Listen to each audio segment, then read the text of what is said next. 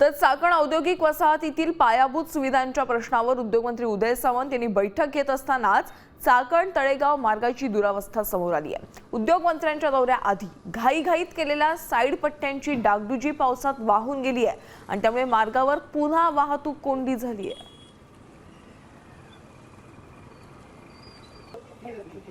चाकण औद्योगिक नगरीमध्ये पायाभूत सुविधांचा अभाव असल्यामुळे आज उद्योगमंत्री उदय सामंत बैठक घेत आहेत। मात्र उदय सामंत बैठक घेण्यापूर्वी चाकणमधले साईड पट्ट्या ह्या भरण्यात आलेल्या होत्या। मात्र काहीच वेळापूर्वी या ठिकाणी पाऊस झालेला आहे आणि पावसात अक्षरशः संपूर्ण साईड पट्ट्या ह्या वाहून गेल्याचं चित्र पाहायला मिळते। खरं तर एका बाजूला 59 कोटी रुपयांच्या टेंडर मधली ही डागडुजी या ठिकाणी केली गेली। मात्र मंत्र्यांच्या दौऱ्याआधीच 1 तास हा रस्ता पुन्हा एकदा वाहून गेल्याचं चित्र या ठिकाणी पाहायला मिळते। खरं तर अपुरे रस्ते, वाहतूक कोंडी आणि पायाभूत सुविधांच्या अभावामुळे या ठिकाणचे उद्योग स्थलांतरित होण्याच्या मार्गावरती आहे। पुन्हा एकदा आपण तळेगाव चाकण मार्गावरती पाहूया।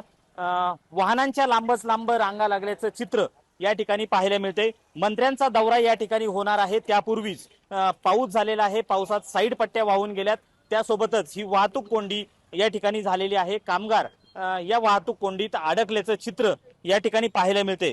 रोहिदास गाडगे, साम टीव्ही न्यूज, चाकण, पुणे।